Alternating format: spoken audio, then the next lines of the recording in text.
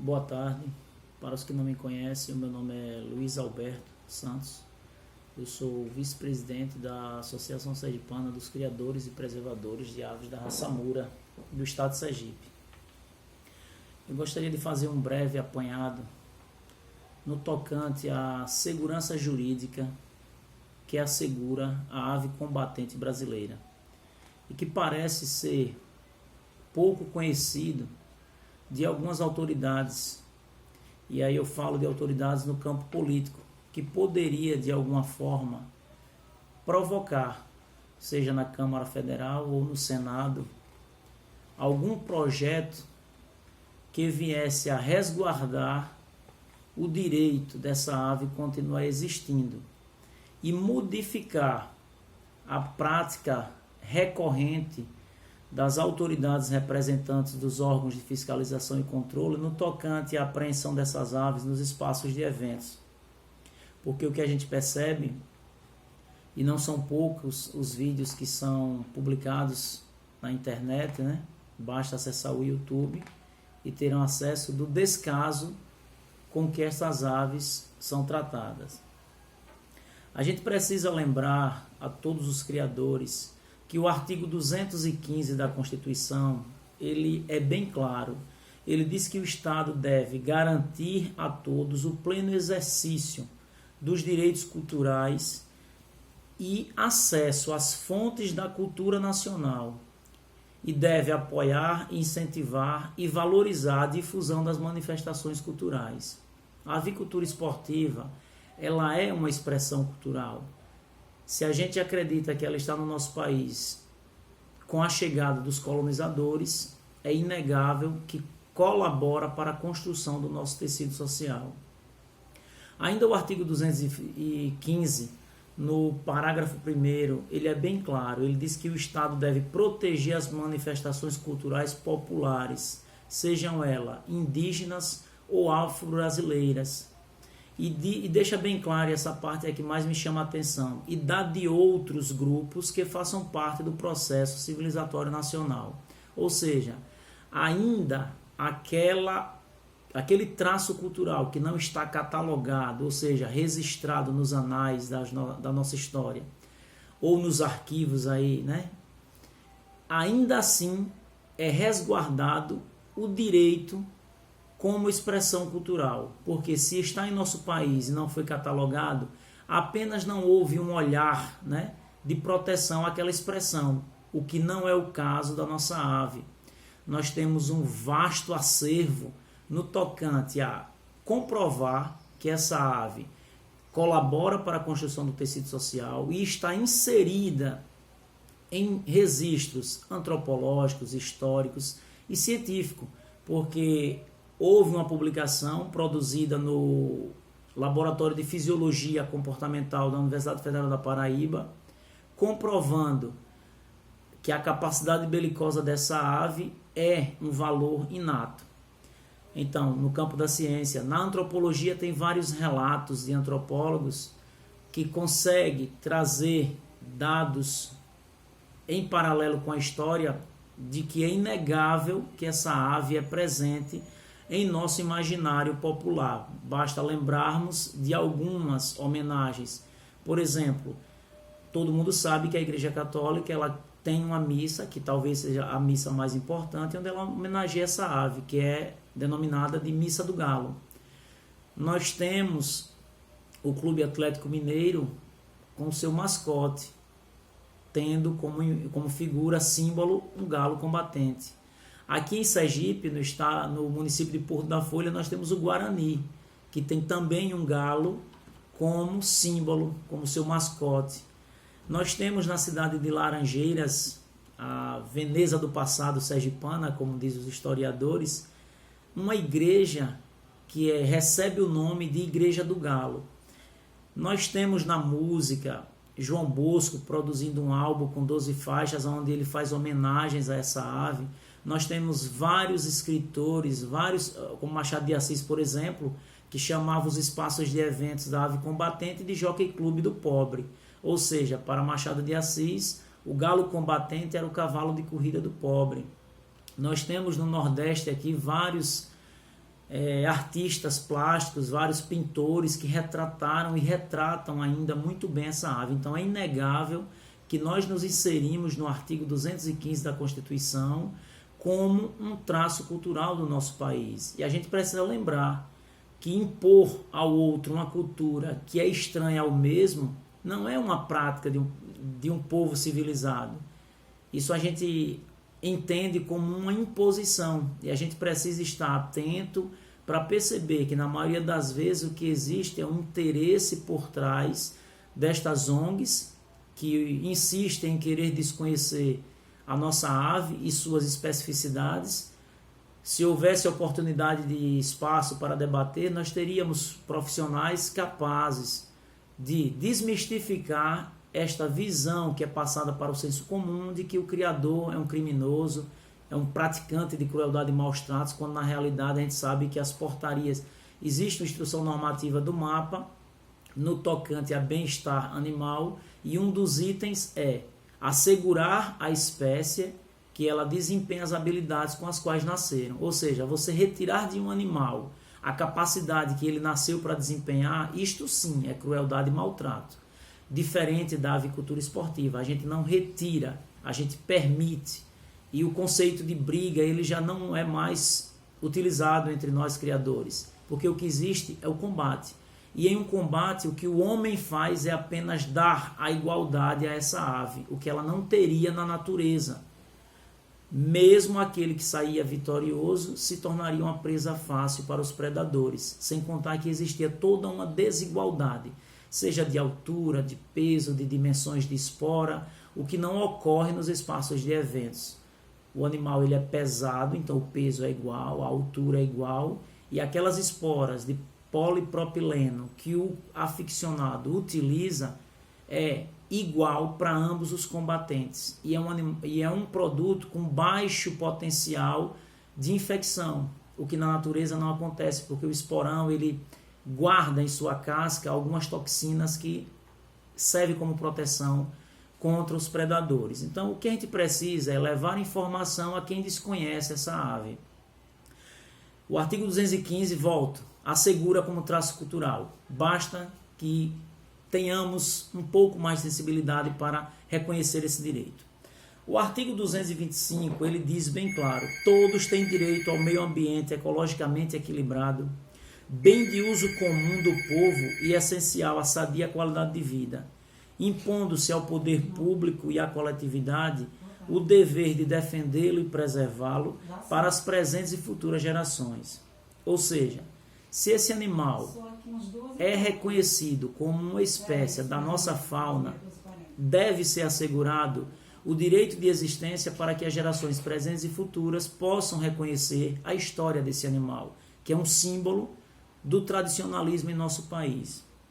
Ainda no artigo 225, o inciso 2º, ele diz o seguinte: preservar a diversidade e a integridade do patrimônio genético do país e fiscalizar as entidades dedicadas à pesquisa e manutenção do material genético. Veja, preservar a diversidade e a integridade do patrimônio genético. Essa ave, indiscutivelmente, constitui um banco genético indispensável ao nosso país. O parque avícola brasileiro, hoje, o maior exportador de frangos do mundo, deve muito a esse animal, porque ele consegue transmitir para essas aves comerciais um pouco da sua rusticidade, onde ela é mais resistente a várias bactérias, fungos e diversas outras pragas e parasitas. No inciso 7º, ainda do artigo 225, ele diz lá: proteger a fauna e a flora, vedados na forma da lei as práticas que coloquem em risco sua função ecológica e provoque a extinção da espécie. Ou seja, se nós criadores não soubermos nos organizar, não tardará a este animal entrar em extinção, porque se depender da política daqueles que estão à frente dos órgãos de fiscalização e controle, essa ave vai deixar de existir, porque em todos os espaços de eventos essas aves são encaminhadas ao sacrifício. Houve um caso em Luiz Eduardo Magalhães, onde o juiz determinou o sacrifício das aves, e nós não conhecemos se para que esse sacrifício tenha sido de fato confirmado, tenha tido a emissão de um laudo de um veterinário, onde ele iria especificar que essa ave realmente precisaria ser sacrificada porque colocaria em risco o parque avícola brasileiro. Porque fora desse cenário, é inadmissível o sacrifício sumário de um animal que naquele momento era objeto de uma ação. Ou seja, se no final da ação os criadores forem inocentados, o objeto que o incrimina não estará mais inserido no inquérito. Então, essa política precisa ser melhorada para que a gente não corra o risco de ver essa espécie em extinção, em decorrência dessa política estigmatizada de que todo criador é alguém de moral baixa, quando na realidade, entre os criadores da ave mura, existem muitas pessoas com conhecimento e com moral ilibada. Ainda no artigo 225, a gente teve acrescido, a tão falada emenda 96, que era a PEC da vaquejada. E aí se transforma no parágrafo 7º. E o que é que ele diz? Para fins do disposto na parte final do inciso 7º, que é esse que eu mencionei agora, do parágrafo 1º deste artigo, não se consideram cruéis as práticas desportivas que utilizem animais, desde que sejam manifestações culturais, conforme o parágrafo 1º do artigo 215 da nossa Constituição Federal. Ou seja, o que nós criadores precisamos é nos organizar, é procurar aqueles políticos nos quais a gente depositou a nossa confiança e solicitar dos mesmos que elaborem uma lei que reconheça a nossa prática esportiva como algo cultural e regulamente. Nós não estamos aqui avessos às tecnologias, mas a gente precisa também falar para esses outros que se recusam a nos reconhecer que a tradição ela deve ser preservada. Ela é um dos pilares de qualquer sociedade. Várias pesquisas são modernizadas, vários avanços tecnológicos existem, mas os pressupostos eles vêm de lá, de uma pesquisa anterior. Então, no nosso caso, é a tradição que vai dar força e visibilidade a novas aspirações, mas nós temos como olhar para o nosso retrovisor e conhecer um pouco da nossa origem. Existe uma luta aí de alguns juristas tentando conscientizar alguns outros estudiosos sobre a necessidade da nova visão constituinte na América Latina. Ou seja, eu pude observar que uma das tentativas é tentar demonstrar que é impossível julgar determinados grupos étnicos sem o conhecimento daquela cultura. Então, essa nova abordagem da Constituição na América Latina, da constitucionalidade na América Latina, precisa também estar se inserindo em nosso universo para que aquele jurista que, desconhecendo a cultura do galismo, procure um conhecedor de causa, um zootecnista, um veterinário criador, para tentar levar informações para, em um possível julgamento, não agir contrário ao que determina o nosso ordenamento jurídico. Então, o que a gente precisa é de mobilização política, é de uma política de publicidade para desmistificar esta visão imposta por uma minoria que conseguiu criar um estigma de que todo criador é alguém cruel e praticante dos maus tratos. Ainda, senhores, falando em segurança jurídica, nós poderíamos aqui citar a Lei 13.052 de 2014. Essa lei, ela revoga o artigo 25 da Lei 9.605 de 98, que trata dos crimes ambientais. E o que é que ele diz no parágrafo 1º? Que as aves, quando forem apreendidas em espaços de eventos, elas devem ser destinadas a jardins zoológicos, entidades assemelhadas ou afins, e deve ficar sob o cuidado de mão de obra especializada.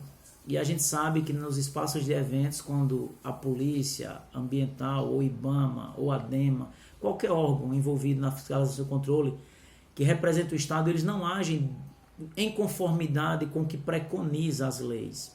Ainda a Lei 13.052 de 2014, no parágrafo 2º, ela diz o seguinte, que até que os animais sejam entregues às instituições as quais eu mencionei no parágrafo 1º, essas aves devem ficar sob a responsabilidade da autoridade autuante e o mesmo deve zelar para que estas aves sejam adequadas e acondicionadas em transporte, né, que garantam o bem-estar físico do animal. E o que a gente percebe nos vídeos que existem no YouTube e nos espaços de apreensões em que podemos estar presentes, o que a gente vê é 100, 150 animais jogados na caminhoneta, né, de uma viatura da polícia, amontoados uns sobre os outros, sem nenhum tipo de cumprimento do que preconiza a lei. E ainda quando argumentamos, os mesmos se recusam a querer ouvir e cumprir o que determina o nosso regulamento, o nosso ordenamento. O artigo 29, parágrafo 3º da Lei 9.605 de 98, que trata dos crimes ambientais, né? Ela reconhece o nosso animal como um animal da fauna brasileira, é uma espécie brasileira. Porque qual o critério que eles utilizam para reconhecer uma espécie como nativa? É que ela tenha parte ou complete o seu ciclo produtivo dentro do território. Essa ave, ela é 100% doméstica, não existe mais na natureza. Somos nós, criadores, que concluímos todo esse ciclo. Somos nós que fazemos um melhoramento genético no tocante à plumagem, à morfologia. Tudo isso é com o criador. Então, se essa ave é produzida dentro do nosso país, é inegável que ela está inserida no artigo 29, parágrafo 3º, como uma espécie nativa do nosso país. A gente também ainda tem a portaria de número 1998, de 21 de novembro de 2018, que assegura o criar e preservar dessa espécie, reconhecendo como um direito. Para que esse manual MURA, que é essa portaria, fosse autorizado pelo Ministério da Agricultura, Pecuária e Abastecimento, foi necessário que todo esse conteúdo elaborado por estudiosos fosse avaliado, né? Passou pelo prisma, né, da CTBEA, que é a Comissão Técnica Permanente de Bem-Estar Animal do MAPA. São zootecnistas, veterinários, biólogos, são pessoas habilitadas a lidar e reconhecer de fato uma espécie. Não é um ambientalista, que é alguém que leva e defende uma bandeira. É um estudioso, é alguém que conhece uma espécie desde o seu nascimento até a sua morte, ou seja, é um estudioso da espécie animal. Então, essa portaria passou pelo crivo da CTBE e foi reconhecido.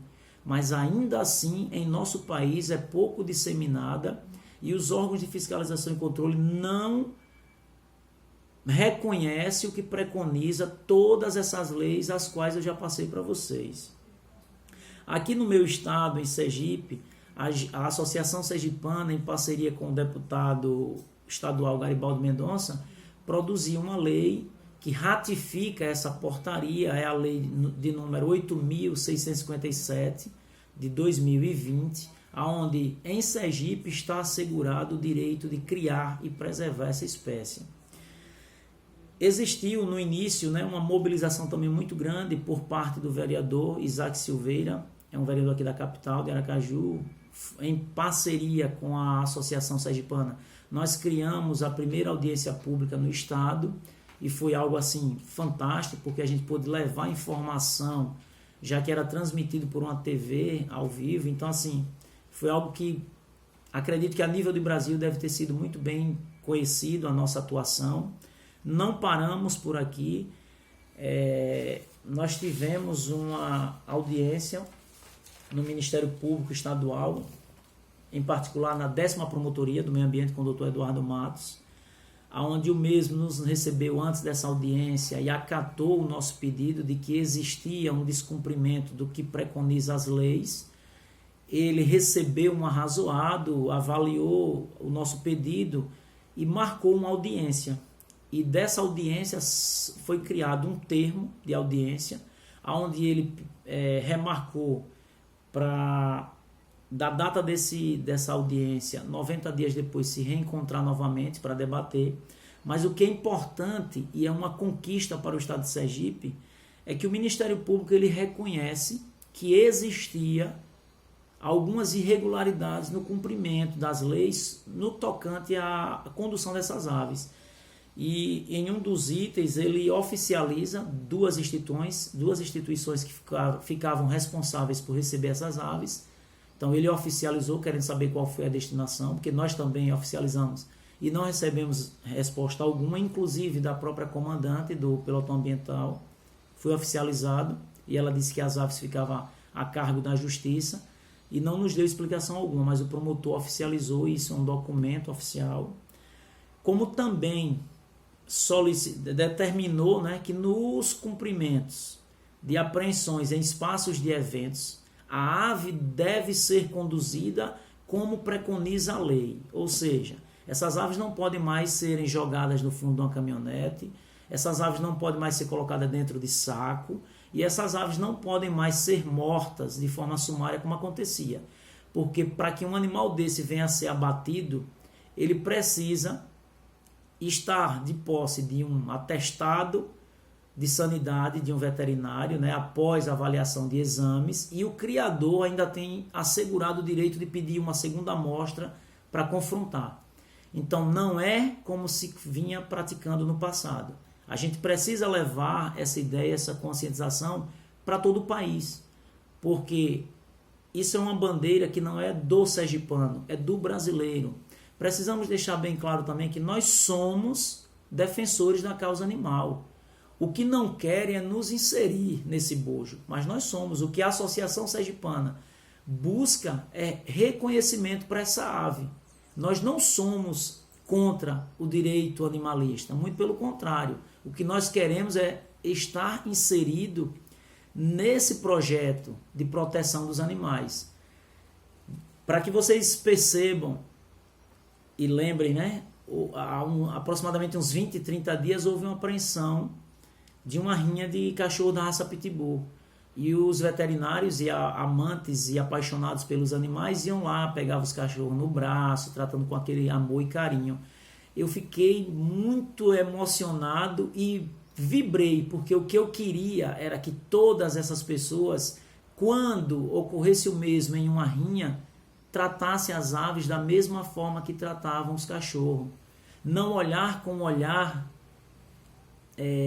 criminoso para o criador e punir a ave em detrimento do proprietário, porque se alguém ali está cometendo uma infração é o criador. Puna-se o criador, mas proteja a ave, porque o que a associação busca é assegurar a ave. Eu espero, em um momento oportuno, poder filmar os órgãos de fiscalização e controle segurando uma ave combatente com o mesmo carinho que os animalistas, que os ambientalistas asseguram e protegem os